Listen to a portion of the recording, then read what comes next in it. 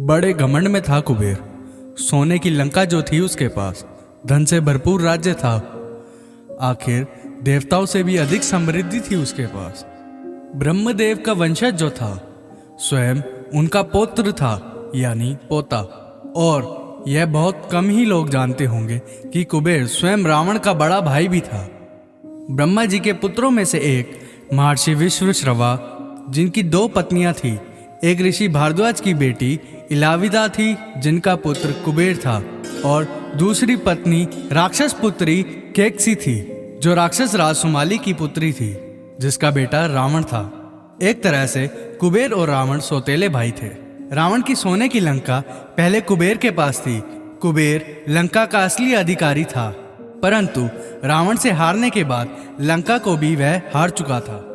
जब कुबेर लंका का राजा था, तब वह बहुत ऐशो आराम में जीवन व्यतीत करता था। ऐसी कोई वस्तु या सुविधा नहीं थी जो उसके पास ना हो। अधिक संपदा और समृद्धि होने के कारण वह देवताओं को भी कई बार नीचा दिखा दिया करता था। एक दिन अपनी इसी बुरी आदतों के कारण उसने सोचा कि क्यों न माता पार्वती और प्रभु महादेव को परिवार सहित भोजन के लिए आमंत्रित किया जाए। वह कैलाश पर माता पार्वती और प्रभु महादेव को निमंत्रण देने गया। वहां पहुंचते ही उसने माता पार्वती और प्रभु महादेव को प्रणाम किया। प्रभु महादेव ने पूछा, हे कुबेर, यहाँ आने का कारण तो बताओ। कुबेर बहुत ही गर्वपूर्ण वाणी में बोला, प्रभु, आप तो सब जानते ही हैं कि मेरी सोने की लंका का निर्माण पूरा हो चुका है, तो मैं आपको पूरे परिवार सहित मेरी सोने की लंका में भोजन सत्कार के लिए निमंत्रण देने आया हूँ। कृपया आप पूरे परिवार सहित मेरी सोने की लंका में पधारिए और मेरी सोने की लंका को सुशोभित कीजिए। महादेव ने मुस्कुरा कर कहा कि हे कुबेर, मैं जानता हूँ कि तुम मुझे अपनी लंका में भोजन सत्कार के लिए बुलाना चाहते हो, परंतु मैं तो साधारण सा हूँ। मैं वहाँ आके करूँगा क्या? मैं तो अपने शरीर में भभूत लपेटे फिरता हूँ। तुम्हारी नगरी में आके क्या करूँगा? अगर मैं आया भी तो मेरे साथ मेरा विशाल परिवार आएगा, जिसमें भूत, प्रेत, पिशाच, पशु, पक्षी, वन जीव भी हैं। वह तुम्हारी नगरी के आदि नहीं हैं, और मैं उनके बिना कैसे आऊँगा? कुबेर ने सोचा, प्रभु के साथ ये वन जीव, भूत, प्रेत भी आएंगे तो मेरी नगरी की शोभा खराब हो जाएगी।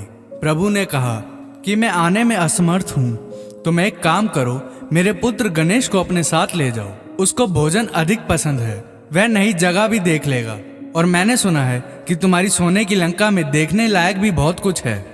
कुबेर ने सोचा, महादेव के साथ ही भूत प्रेत भी आएंगे, इससे अच्छा इस नन्हे बालक को ही साथ ले जाऊं।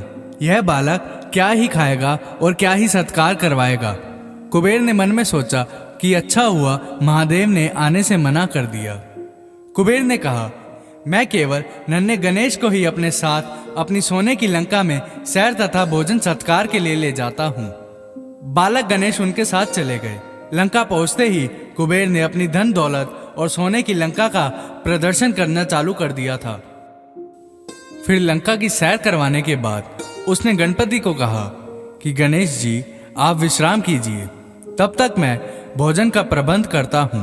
और यह कहकर वह अपने रसोइये के पास चला गया और कहा, गणेश जी को स्वादिष्ट भोजन दिया जाए, जिससे वह वापस जाकर हमारे अतिथि सत्कार का गुण गाएं।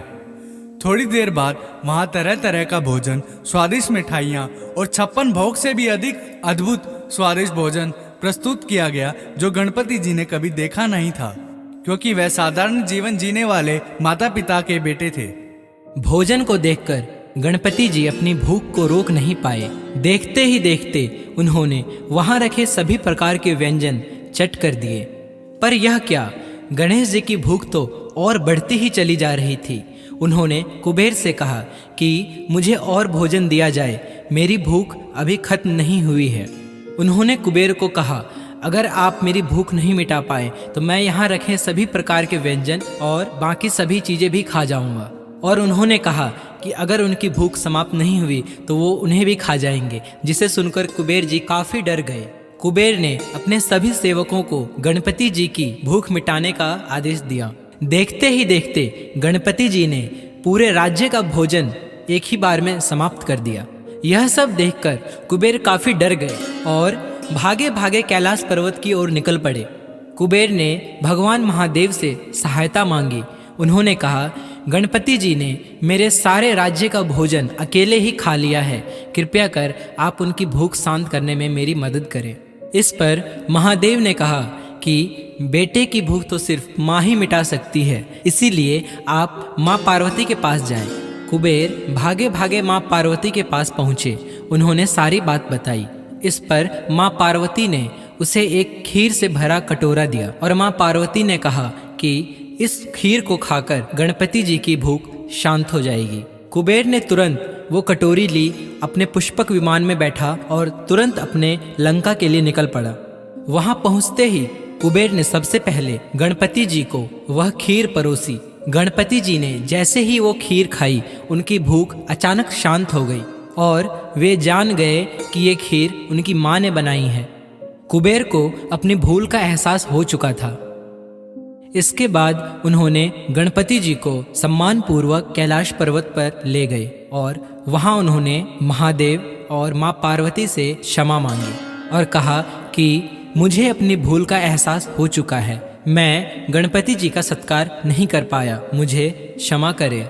इससे हमें यह सीख मिलती है कि मनुष्य चाहे जितना भी धन कमा ले, उसे कभी भी अपने धन या किसी भी ऐशो आराम के ऊपर घमंड नहीं करना चाहिए। तो दोस्तों, आज की हमारी यह वीडियो आपको कैसी लगी नीचे कमेंट करके ज़रूर बताएं। हमारी आने वाली और वीडियोस के लिए हमारे चैनल को आज ही सब्सक्राइब करें, लाइक करें और ज़्यादा से ज़्यादा अपने दोस्तों और परिवार के बीच शेयर करें। इसी के साथ हम आपसे विदा लेते हैं और जल्द मिलते हैं आपसे अगली वीडियो में। आपका दिन शुभ हो।